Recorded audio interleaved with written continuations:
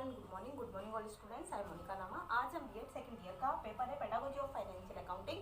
Unit आपकी third है वित्तीय लेखांकन शिक्षक का व्यावसायिक विकास और टॉपिक है वित्तीय लेखांकन शिक्षक की भूमिका और कार्य, जिसमें हमारे 3 पॉइंट कंप्लीट हो चुके थे।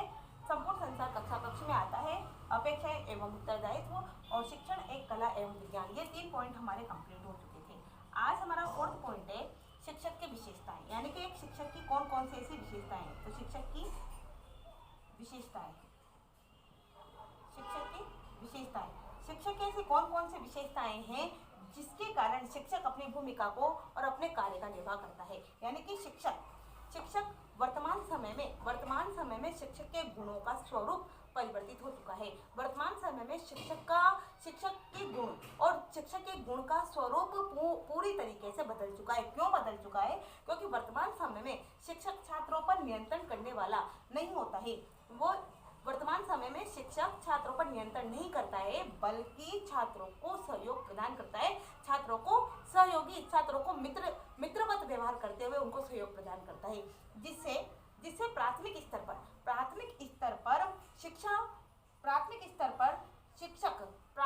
पर शिक्षक छात्रों को पूर्ण रूप से सहयोग प्रदान करता है। यानी कि प्राथमिक स्तर पर छात्रों को एक शिक्षक अपने कार्य को और अपनी भूमिका का निर्वाह इस प्रकार से करता है कि वो प्राथमिक स्तर के छात्रों को सहयोग प्रदान करता है और वह उन छात्रों को कहानी सुनाता है, कविताएं सुनाता है, साथ में आवश्यकता के अनुसार उनके साथ खेलता है। यानी कि इस प्रकार से एक शिक्षक अपने कार्य को और अपनी भूमिका को प्राथमिक स्तर पर निर्वाह करता है, प्राथमिक स्तर पर वो निभाता है। साथ में यह भी है कि एक अध्यापक शैक्षिक तथा सशैक्षिक, यानी कि शैक्षिक और अशैक्षिक समस्याओं का भी समाधान करता है। यानी कि शिक्षक में इस प्रकार की भी विशेषताएं होती है कि वो छात्रों की शैक्षिक और अशैक्षिक समस्याओं का समाधान करने वाला होता है। शिक्षक के द्वारा ही छात्रों की समस्याओं का समाधान किया जाता है। शिक्षा के क्षेत्र में, यानी कि किसी विषय वस्तु की समस्याओं को एक शिक्षक के द्वारा समाधान किया जाता है। साथ में जो छात्र समस्याओं से ग्रस्त होते हैं या किसी प्रकार की उनको प्रॉब्लम होती है, उसकी भी उन छात्रों की समस्या भी एक शिक्षक सुनकर उनकी समस्याओं को समाधान करता है। यानी कि एक अध्यापक छात्रों की शैक्षिक और अशैक्षिक समस्याओं का समाधान करने वाला होता है और मित्रवत रूप से छात्रों को सहयोग प्रदान करने वाला होता है। साथ में ये होता है कि समय समय पर छात्रों के अभिभावकों को, यानी कि समय समय पर छात्रों के अभिभावकों से संपर्क करके वो छात्रों की जो समस्याएं होती हैं उनको भी समाधान करने में सहयोग प्रदान करता है। यानी कि एक शिक्षक अपने कार्य को और अपनी भूमिका को इस प्रकार से निर्वाह करता है कि वह छात्रों को सहयोग प्रदान करने के लिए प्राथमिक स्तर पर तो उनके साथ खेलता है, कूदता है, उनके साथ गाता है, कविताएं सुनाता है। इस प्रकार से वो छात्रों के साथ अपनी भूमिका का निर्वाह करता है, अपने कार्य को, अपने उत्तरदायित्व को निभाता है। और साथ में शैक्षिक और अशैक्षिक गतिविधियों में भी वो समस्याओं का समाधान करके एक शिक्षक अपनी भूमिका को निभाता है। साथ में अभिभावकों से संपर्क करके छात्रों की समस्याओं का समाधान एक अध्यापक अपने कार्य को करते हुए अपनी भूमिका का निर्वाह करता है। साथ में यह भी होता है कि एक अध्यापक कुशल कलाकार होता है, वैज्ञानिक होता है, एक कुशल कलाकार होता है। कुशल कलाकार इस प्रकार से होता है क्योंकि वह छात्रों की समस्याओं को सुनता है।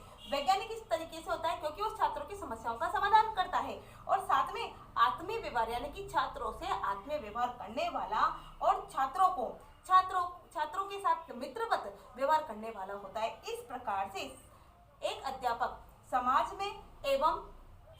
में और राष्ट्र में प्रतिभा से अपने उत्तरदायित्व को, यानी कि अपनी भूमिका को और अपने कार्य को निभाता है।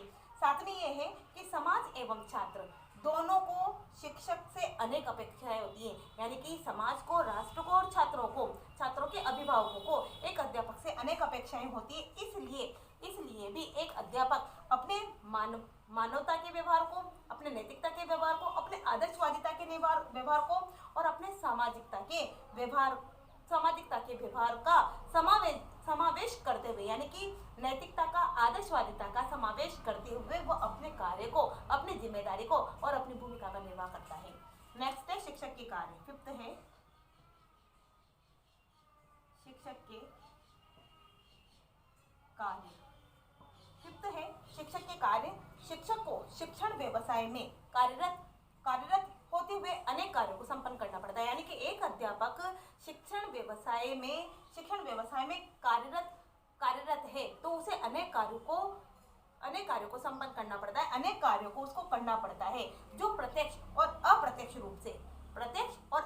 रूप से शिक्षण अधिगम प्रक्रिया एवं शिक्षा व्यवसाय से संबंधित होते हैं। कहने का मतलब है कि एक अध्यापक अपने कार्य को इस प्रकार से संपादित करता है कि वो चाहे प्रत्यक्ष कार्य हो या अप्रत्यक्ष कार्य हो, उसको शिक्षण अधिगम प्रक्रिया में और शिक्षा व्यवसाय से संबंध होने के कारण उसको उन कार्यों का संपादन करना पड़ता है। यानी कि एक अध्यापक शिक्षण व्यवसाय में कार्यरत होते हुए अनेक कार्यों को संपादित करता है, चाहे वो प्रत्यक्ष कार्य हो चाहे वो अप्रत्यक्ष कार्य हो। साथ में शिक्षक को सदैव अपने कार्य एवं व्यवहार के प्रति तथा व्यवहार के प्रति जागरूक रहता है। यानी कि शिक्षक के कार्य क्या है? शिक्षक अपने कार्य के प्रति और अपने व्यवहार के प्रति सदैव जागरूक रहता है।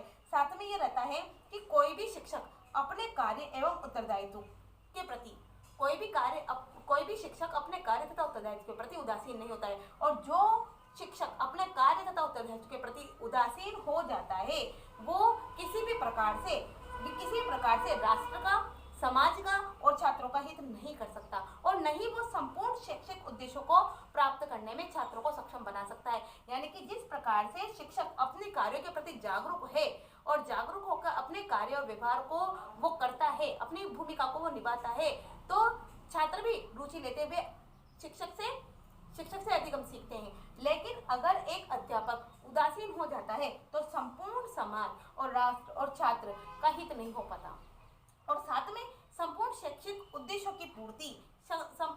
उद्देश्यों को प्राप्त करने में छात्र सक्षम नहीं हो पाते यदि एक अध्यापक अपने कार्य से उदासीन हो जाता है। तो इसलिए एक शिक्षक को हमेशा ये ध्यान रखना चाहिए कि समाज का, राष्ट्र का तथा अभिभावक एवं छात्रों का सदैव इस और विशिष्ट आशाओं एवं जिज्ञासाओं की दृष्टि से देख रही है। यानी कि ये ध्यान रखना चाहिए एक अध्यापक को कि उसे समाज का, राष्ट्र का तथा छात्रों का हित करने के लिए हमेशा तत्पर रहना चाहिए, हमेशा अपने कार्य को और अपने उत्तरदायित्व को जिम्मेदारीपूर्ण निभाना चाहिए।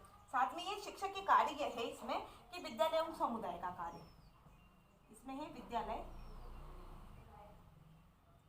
एवं समुदाय। शिक्षक के कार्य में है विद्यालय एवं समुदाय।